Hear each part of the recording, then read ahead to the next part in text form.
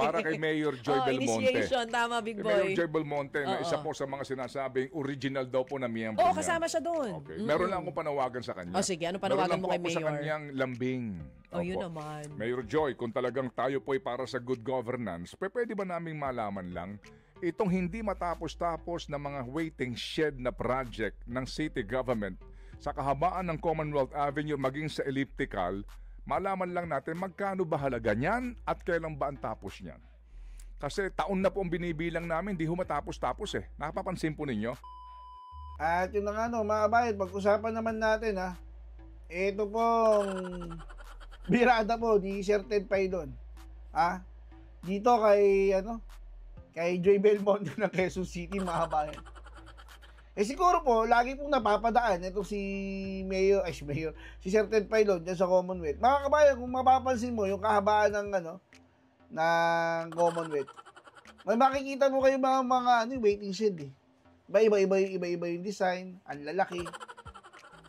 So, totoo lang mga kabayan, maganda naman po yung waiting shed. Pero mas maganda po sana kung mapapakinabangan, Madam Joy Belmonte. Yun po siguro yung tinatanong ni Sir Ted Pailon eh.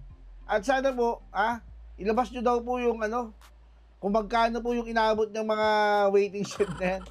Nakita nyo po yung mga malalaking mga waiting shed na iba-iba po yung sukat, mga kabayan. Ang maganda naman po, aesthetic nga eh. Kaso ang tanong po ni Sir Ted Pailon, kailan po ba magagamit yan, ma'am? At magkano yung inabot niyan? Kasi nasa usapin na daw po tayo ng transparency eh. Di ba? Andito na po tayo sa usapin ng transparency na kung saan bawat sentimos, pera ng taong bayan, hinahanap na po ngayon ng taong bayan, mga kabayan. Bakit? Mantakin mo, yung flood control, di ba? Ang dami pong yumaman. Pero sabi nga po ni BP Inday Sara, hindi lang naman po flood control yung usapin dyan. Hindi lang naman po flood control nagkaroon ng nakawan. Marami. Basta may proyekto, may nakaw. Okay, di madam, kung talaga pong tapat kayo sa taong bayan, hindi kayo nagnanakaw, sabi po, ipakita nyo po, maging transparent po kayo dyan sa mga kontraktor ng waiting shed na yan. Narito po si Sir Ted Pailon para po sa isyong yan. Sir Ted, pasok po. Alam mo naman, dyan tayo bumabawi, no? Kasi nga po, obligado ho tayong gumising ng madaling araw, obligado ho tayong magpagal kasi kinakailangan nila ng pera. Alam nyo na, no? Kung sino-sino itong mga taong ito. Hindi. Kailangan natin bumangon dahil hindi tayo anak ng kontraktor at ng politiko. Kinakailangan natin pondohan ang kanilang mga luho. Oo naman. And ang iba ho sa kanila, mag-iimbestiga sa kanilang mga sarili. Aray ko po. Alright, sige. So anyway. Hindi kayo Disney princess, bangon na. Kanina pagising mo, umuulan, sarap matulog. Hindi pwede sa atin yun. Trabaho tayo dito, mag-aambag-ambagan tayo. Opo naman, opo. At alright, at siya po ay obligado nga din po mag-ambag dito po sa mga Okay, sige. Sorry Alright, ganito. Kasi nakantabi tayo sa ating mga tampok na balita. Today, mga kapatid, ang dami pong mga investigasyon na mangyayari today in the Senate. Opo, iyon pong flood control investigation nila. And tomorrow po naman sa Kamara. Maliban dyan, ilan pa ho ito? COA. COA. May DPWH din. DPWH. Oo. Sa Kamara din. Anyway, gusto lang natin ilatag ito, no, mga kapatid, sa usapin po ng yung ating pinaghahandaan na think about it. Sana nga po, by tomorrow po, ito'y atin nang maisahing papawid. Kasi nga, alam nyo, ito ho naman ang fact, Yang gagawin po ng Kongreso, baby girl, na investigasyon ay in aid of legislation. Definitely. So, hindi sila makapagpapakulong. They can recommend sa kanilang committee report. Right? Opo. Hindi ho sila ang huhusga. Bagamat maaari silang magbanggit ng mga pangalan, magdawit ng kung sino-sino, pero at the end of the day, it's all in aid of legislation. Alright? Ngayon mga kapatid, sa gitna ng mga investigasyon na ito, meron po ngayong pagbabago sa DPWH. Diba? Opo, tanggal na po si Manny Bonoan, meron na po tayong Vince Dizon na papalit. Well, sabi nga po ng mga mambabat, Secretary Vince, sa lawak ng problema, sa massive, na korupsyon dito sa departamentong ito, saka magsisimula. Yan. Diba? Kasi pag pinag-usapan natin yung flood control projects, sa panahon ng panunungkulan ng Pangulong Marcos, it's about 9,000. More than 9,000. Oo. Ang sabi po ni Attorney Claire, panahon daw po ni Pangulong Digong, it's 13,000. Wow, dami din. Ang sabi niya, hindi ho lamang ito nagsimula ngayon pong panahon na ito, ha? Mind you, kumbaga, noon pa po ito. Ngayon lang po ito nalalantad. So, ganon karami yan, saan ka magsisimula? Kaya ang tanong ho ng marami ngayon, may makukulong ba dito? At kung sakasakali, sino-sino ang makukulong kung meron man at gaano katagal yung prosesong pagdadaanan nito? At bago tayo magtataka, girl, ha? Na sa hearing po ng Kamara at ng Senado, yung mga salitang dati na pong umalingaw-ngaw sa mga investigasyon, yung mga sasabihin na kanilang iimbitahan, ay muling mamamayagpag. Ano po ito?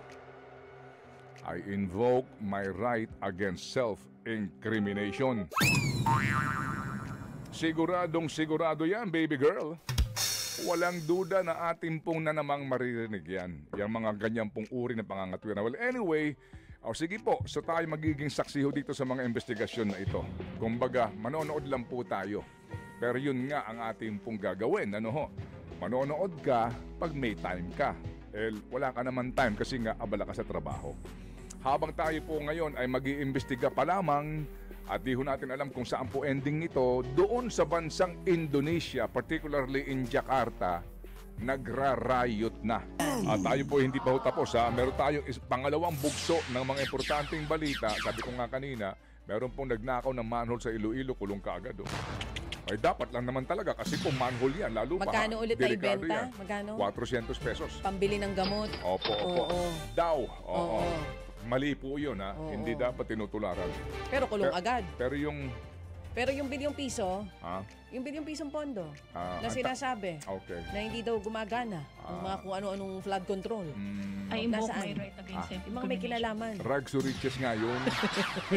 Alam mo, may mga nagko-comment ngayon sa comment section natin sa YouTube. Alam mo ano sabi? Ano sabi? Lakas daw ng ulan.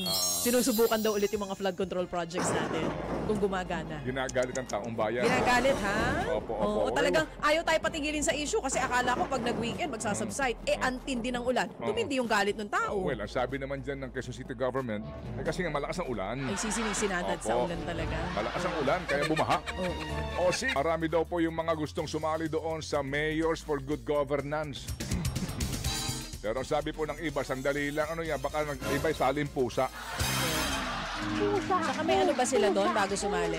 Meron silang matinding pagbusisi din sa sasali? Kung talagang good governance yung kasali? Ito lang sa akin, para kay Mayor Joy Belmonte. Initiation, tama, big boy. Mayor Joy Belmonte, na isa po sa mga sinasabing original daw po na miyembro niya. kasama siya doon. Okay. Meron lang akong panawagan sa kanya. Sige, ano panawagan mo kay Mayor? Meron lang po ako sa kanyang lambing.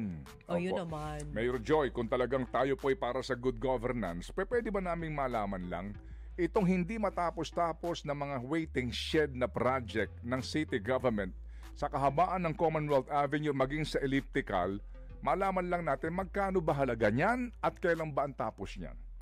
Kasi taon na po ang binibilang namin, di ho matapos-tapos eh. Napapansin po ninyo, kung kayo po taga Quezon City, meron diyang mga waiting shed nang nung una nga akala ko dadaanan... akala ko tukod ng train eh. Oo. Sa may UP. Ang dami kasi. Yung pag... Opo. Well, kasi at least kung umulan... Hindi matapos-tapos na mga waiting shed project at walang mga nakalagay na karatula kung magkano ang pondo at sino ba ang nagpapagawa. Kasi nagtanong kami sa isang gumagawa, sabi ko, kanino bang project ito? Sa city government daw po. Sabi ko, hindi ba ito DPWH? Hindi daw po. Kung mamarapatin po ninyo, kumbaga, wala namang masamang magtanong. Opo. After all, talagang hindi matapos-tapos eh.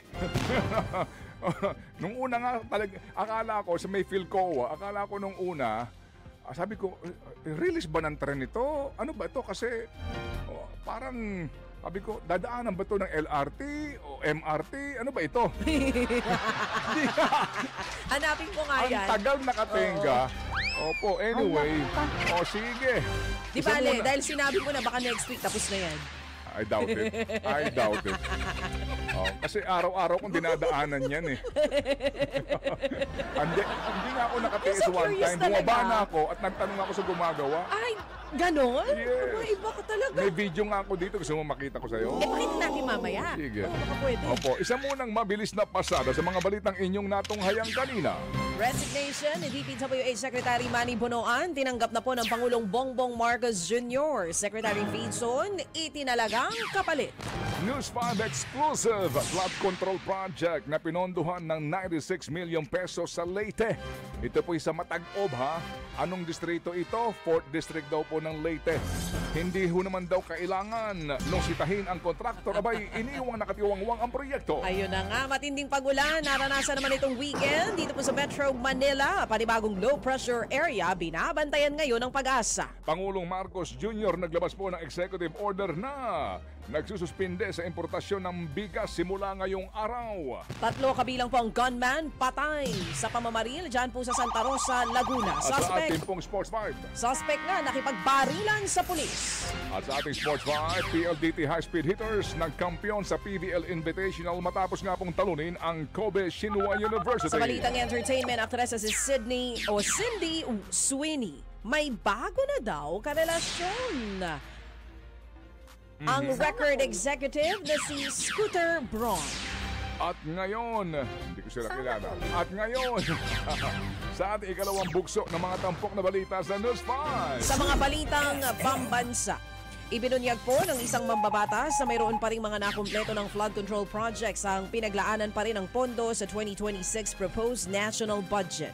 Ayon kay Marikina Congressman Marcelino Chodoro,